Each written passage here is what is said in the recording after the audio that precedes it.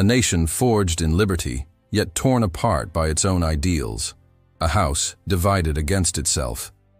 This is the story of the American Civil War, a conflict that didn't just shape a nation, it defined its very soul. It was a war fought not in a distant land, but in its own backyards, brother against brother, neighbor against neighbor. And its echoes, they still reverberate today in the very fabric of American society. How did this happen? How did the United States, a beacon of freedom, plunge into a bloody 4-year struggle that would claim over 600,000 lives? Join us as we journey back to the defining crisis in American history. The year is 1860. The air is thick with tension. The issue of slavery, a bitter poison in the nation's veins since its founding, has reached a boiling point. For decades, compromises were struck, lines were drawn, and tensions simmered.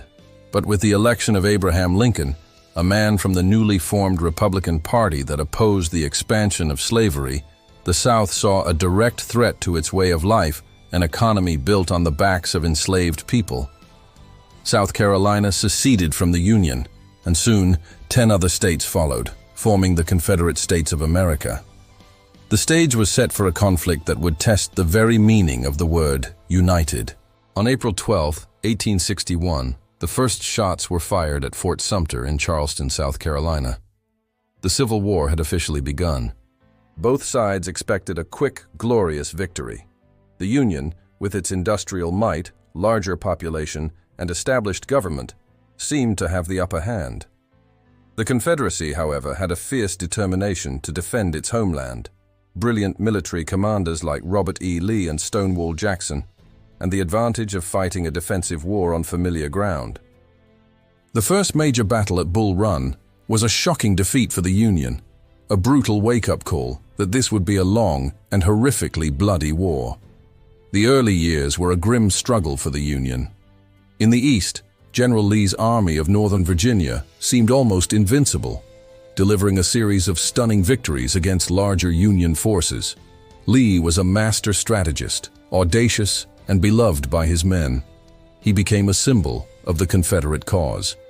Meanwhile, in Washington, D.C., President Lincoln searched desperately for a general who could match Lee and deliver the victories the Union so desperately needed.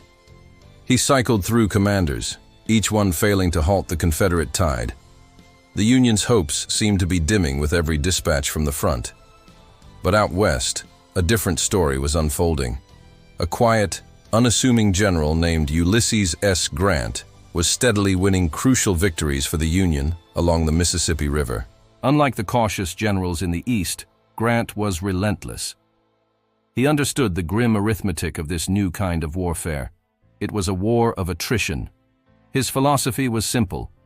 Find out where your enemy is, get at him as soon as you can, strike him as hard as you can, and keep moving on. His capture of Vicksburg in July 1863 was a strategic masterpiece, splitting the Confederacy in two and giving the Union complete control of the vital Mississippi waterway. The summer of 1863 proved to be the turning point of the war. While Grant was securing the West, General Lee made a bold decision to invade the North for a second time, hoping to score a decisive victory that would shatter Union morale. The two great armies converged on a small Pennsylvania town called Gettysburg. For 3 days, the fate of the nation hung in the balance. The battle was a brutal, chaotic clash, culminating in the disastrous Confederate assault known as Pickett's Charge. The Union line held. Lee was forced to retreat, his army battered, and his aura of invincibility shattered. Gettysburg was the high water mark of the Confederacy. From that point on, the tide of war would turn irrevocably in the Union's favor. A few months later, standing on that very battlefield, Abraham Lincoln delivered the Gettysburg Address. In just 272 words, he redefined the purpose of the war. It was no longer just about preserving the Union. It was now about a new birth of freedom, a struggle to ensure that government of the people, by the people, for the people, shall not perish from the earth. He had also issued the Emancipation Proclamation earlier that year, which declared that all enslaved people in Confederate-held territory were to be set free. This transformed the conflict into a moral crusade against slavery and allowed nearly 200,000 African American men to enlist in the Union Army, fighting bravely for their own liberation. Impressed by his string of successes, Lincoln finally found his general and brought Ulysses S. Grant east to command all Union armies and confront Lee directly. What followed in 1864 was the Overland Campaign, a brutal, relentless slugging match in the wilderness of Virginia. The casualties were staggering, earning Grant the grim nickname, the Butcher. But unlike his predecessors, Grant did not retreat after a setback. He relentlessly pushed forward, grinding down Lee's dwindling army. At the same time, his trusted subordinate, General William Tecumseh Sherman, began his march to the sea, cutting a path of destruction through Georgia to cripple the Confederacy's ability and will to fight. This was total war, aimed at breaking the spirit of the South. By the spring of 1865, the Confederacy was collapsing. Its cities were in ruins, its armies were depleted, and its people were starving. Trapped and with nowhere left to run, Robert E. Lee surrendered his Army of Northern Virginia to Ulysses S. Grant at Appomattox Courthouse on April 9, 1865. Grant's terms were generous, a sign of Lincoln's desire for a compassionate reunification. The war was effectively over. The Union had been preserved. But the joy was tragically short-lived. Just 5 days later, Abraham Lincoln, the man who had guided the nation through its darkest hour, was assassinated. The nation, on the cusp of healing, was plunged back into grief. The end of the war brought about the monumental task of Reconstruction. The 13th, 14th, and 15th Amendments to the Constitution were passed, formally abolishing slavery, granting citizenship, and giving voting rights to African American men. But the promise of a new birth of freedom proved difficult to realize. The era was marked by political turmoil, resistance in the South, and the rise of violent groups determined to maintain white supremacy.